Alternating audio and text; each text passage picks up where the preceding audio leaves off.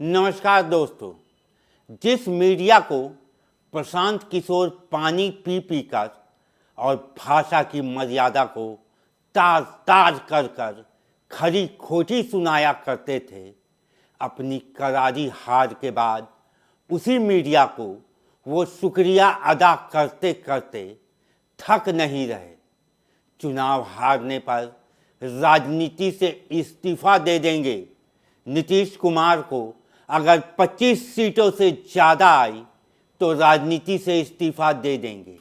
ये सब कह कहकर पीके ने खूब सुर्खियां बटोरी, लेकिन रणनीतिकार का कोई भी रणनीति काम ना आया और बिहार की जनता ने उन्हें औंधे मुंह गिरा दिया। प्रशांत किशोर, जिसे मीडिया टॉर्च ले लेकर ढूंढ रही थी, वो प्रशांत किशोर आखिरकार आज मीडिया के सामने आ ही गए। 2 दिनों से प्रेस कॉन्फ्रेंस कैंसिल हो रही थी और वो क्यों हो रही थी, इसका भी जवाब पीके ने दे दिया। आज हम इस वीडियो में पीके के उन पन्नों को पलटेंगे जो कि बिहार चुनाव के पहले और चुनाव में बुरी तरह हारने के बाद आज पीके कहाँ खड़े हैं, इसका एहसास आप सबको हो जाएगा। एक शायर की शायरी है, अपनी जीत पर तू इतना भी गुमान न कर बेखबर, इस शहर में तेरी जीत जितनी चर्चित है, मेरी हार भी उतनी ही है।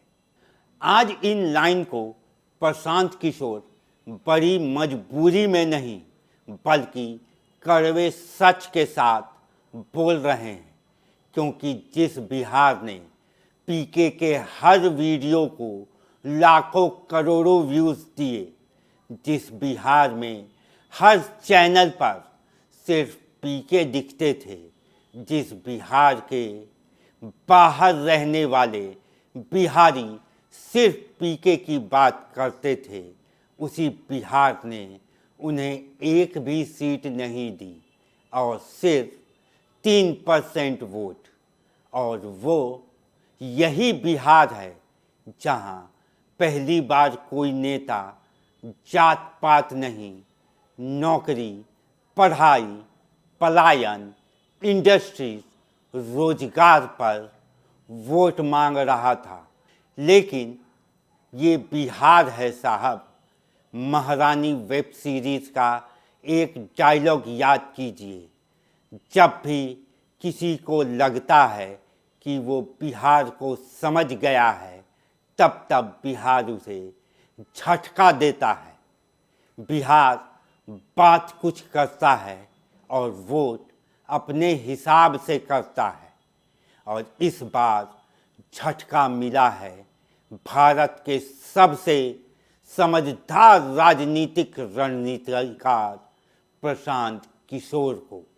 और झटका ऐसा कि मानो प्रशांत आज शांत हुए हैं। आज वो प्रशांत गायब थे जो कि मीडिया के सवाल पूछने पर गरमा जाते थे, एंकरों की धज्जियां उड़ा दिया करते थे। आज प्रशांत तो मीडिया को ये बताते दिखे कि चुनाव आयोग पूरी तरीके से सत्ता के हाथों में बिका हुआ है। महाराष्ट्र के बाद से लगातार वोटिंग परसेंटेज में गड़बड़ी हो रही है। वही पुराना राग जो राहुल गांधी चुनाव से पहले लगा रहे थे। सुनिए प्रशांत किशोर की इन बातों को। यहाँ पर आप जीविका की दीदियों को बाकायदा आपने मोबिलाइजर बनाकर सरकारी व्यवस्था के तहत बूथ में बैठाया है, तो पूरे वोटर लिस्ट बनाने की प्रक्रिया, आचार संहिता के अनुपालन की प्रक्रिया, वोटिंग के दिन जो हो रहा है वो उसमें सरकारी तंत्र का इस्तेमाल, दुरुपयोग या उपयोग, और वोटिंग के बाद जो महाराष्ट्र से लगातार दिख रहा है कि अंतिम 2 घंटे में 15%, 20% एक्स्ट्रा वोट होना, फिर चुनाव आयोग का उसका डिटेल नहीं जारी करना और 3 दिन के बाद ये बताना कि इतना वोट हो गया, ये बड़े मुद्दे हैं। हम लोग बहुत छोटी पार्टी हैं, हम लोग को तो इतना नहीं ताकत है, लेकिन आपके माध्यम से मैं ये जरूर देश के विपक्ष को ये कहना चाहूंगा कि इस पर गंभीरता से बात करने की और इसको जरूरत पड़े तो सुप्रीम कोर्ट में ले जाने की जरूरत है कि आज की तारीख में, आज की स्थिति में जो आचार संहिता पहले से बना हुआ है वो कितना कारगर है या नहीं कारगर है। अगर सिर्फ इसमें वोटर रोल की बात नहीं है, एसआईआर सिर्फ वोटिंग रोल की बात है, लेकिन जिस तरह से वोटिंग हुई है, आप बताइए कि सुरक्षा कर्मियों में होमगार्ड को यहीं पर इसी बिहार में लालू जी की जब सरकार थी, ये आज प्रशांत फेल हो गए हैं और उन्होंने इसका रीजन भी बता दिया, लेकिन एक सवाल है, कौन है पीके भाई और ये फेल कैसे हो गए? वही पीके जिनकी चाय पर चर्चा ने नरेंद्र मोदी को पहली बार प्रधानमंत्री बनवा दिया, वही पीके जिनके कैंपेन ने कठिन हालात में भी नीतीश को दोबारा मुख्यमंत्री बनाया था, वही पीके जिन्होंने पंजाब में अमरिंदर सिंह को जिता दिया, दिल्ली में केजरीवाल को मोदी लहर में जितवा दिया, आंध्रा में वाईएसआर को जितवा दिया, बंगाल में खेला होवे चलाकर बीजेपी को क्लीन बोल्ड कर दिया। ऐसे पीके जब अपनी पार्टी बनाकर बिहार में उतरे, 3 साल पदयात्रा की, हजारों किलोमीटर चले, सैकड़ों इंटरव्यू दिए, करोड़ों रुपए खर्च हुए, लेकिन रिजल्ट आया तो सिर्फ 3%। और सोशल मीडिया कह रहा है बिहार ने सबसे बड़ा फेलियर किसी को कहा है तो वो है प्रशांत किशोर। सोशल मीडिया पर बवाल मचा, मीडिया ने प्रशांत को खोजा और आज जो प्रशांत मिला वो बिल्कुल जुदा था। पीके ओवर कॉन्फिडेंट थे, लेकिन आज वो कॉन्फिडेंट बिखरा हुआ था। लोग सवाल पूछ रहे थे, अब पीके का क्या होगा? क्या राजनीति छोड़ देंगे? क्या दोबारा राजनीति की दुनिया में लौटेंगे या फिर बिहार की राजनीति से अवसाद लेकर वापस जाएंगे? लेकिन पीके ऐसा कुछ नहीं करते दिखे, बल्कि वो राजनीति से इस्तीफा देने तक ये बात कह के निकल गए कि जब तक नीतीश कुमार जीविका दीदियों को बकाया राशि उनके अकाउंट में नहीं डाल देते, वो इस्तीफा नहीं देंगे। अरे भाई, इसका करार तो चुनाव से पहले हुआ ही नहीं था। खैर, ये तो पीके की समझ है। आइए अब हम आपको बताते हैं कि पीके क्या नहीं समझे। बिहार का मकर जाल, सबसे बड़ी वजह जाति और उसका जाल। बिहार में आदमी सब बात करेगा, विकास, नौकरी, सड़क, शिक्षा, लेकिन वोट जात देखकर ही देता है। लालू यादव और मुस्लिम उनके साथ, नीतीश कुमार बैकवर्ड और महादलित उनके साथ, बीजेपी स्वर्ण, गैर यादव, ओबीसी और हिंदुत्व उनके साथ, पासवान दलित वोट उनके साथ, मांझी महादलित उनके साथ, और पीके सबको साथ लेकर चलने का सपना। लेकिन बिहार जात के आगे कुछ नहीं देखता। दूसरी वजह बिहार की छवि।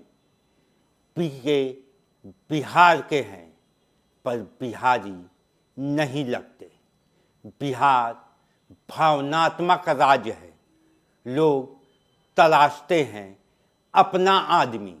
लालू का देसी अंदाज उन्हें लोकप्रिय बनाता है। नीतीश की सादगी लोगों को लुभाती है। चिराग का लोकल युवा टच लोगों के दिलों पर छाया रहता है। मगर PK, Harvard, UN, data, strategy, corporate tone, ये सब लोगों को लगा कि वो दिल्ली का बाबू है। एसी गाड़ी से उतरकर गमछा डाल लेता है। कनेक्ट नहीं बना पाया। भीड़ रैलियों में आई पर वोट नहीं दी। और तीसरी सबसे बड़ी वजह संगठन शून्य। आरजेडी 30 साल का कैडर लेके चल रहा। जेडीयू मजबूत लोकल नेटवर्क लेके चल रहा। बीजेपी आरएसएस और बूथ सेना को लेकर विराजमान है।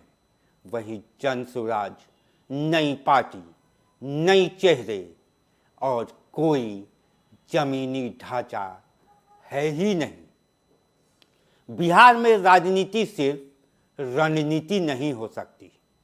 जड़, जात, जमीनी नेता इक्वल टू जीत का फॉर्मूला।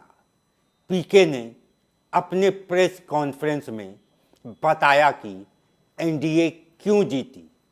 प्रशांत किशोर ने कहा कि परिणाम के बाद मैंने अपने लोगों को मधुबनी भेजा। 30% लोग उपेंद्र कुशवाहा के पार्टी का सिंबल तक नहीं जानते। उनको 1 लाख के ऊपर वोट आया। जो भी लोग राजनीति में थोड़ा सा भी इंटरेस्ट रखते हैं उनसे कहना चाहते हैं पीके कि आप सर्वे के लिए 5 सीटें चुन लीजिए। आधे से ज़्यादा लोग बीजेपी और जेडीयू के अलावा एनडीए की किसी पार्टियों का चुनाव चिन्ह नहीं बता पाएंगे, जिन्हें हर विधानसभा में 1 लाख से ज़्यादा वोट आया। ये बात समझ के परे है। अब प्रशांत किशोर की इन बातों को सुनिए, फिर हम प्रशांत की जमीनी हकीकत आपको बताते हैं। मैं आपको खुली चुनौती दे रहा हूं, आज चलिए मधुबनी। मैं 3 दिन से प्रेस इसलिए नहीं कर रहा हूं कि मैंने अपने लोगों को वहां भेजा है। और मधुबनी में मैंने कहा भाई पूछो तो कि उपेंद्र कुशवाहा जी के पार्टी का सिंबल क्या है।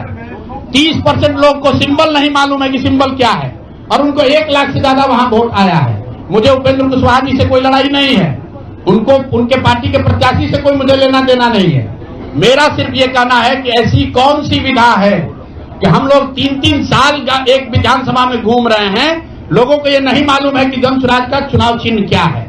और लेकिन पीके साहब, आपने तो बता दिया कि एनडीए चुनाव क्यों जीती, लेकिन हमने ये बता दिया कि आप चुनाव क्यों हारे। समीक्षा हार की कीजिए। हार के बाद जीतने की भूख रखिए। लेकिन अब सबसे बड़ा सवाल ये भी है कि बिहार चुनाव में क्या सिर्फ पीके हारे हैं ये, या बिहार बहुत कुछ हारा है। पीके की माने तो वो नहीं हारे। हार में भी उनकी जीत छिपी हुई है। बिहार की राजनीति में पहली बार जाति, धर्म नहीं, रोजगार, पलायन, शिक्षा, उद्योग चर्चा का मुद्दा बना। हर पार्टी मजबूर हुई इन मुद्दों पर बात करने के लिए।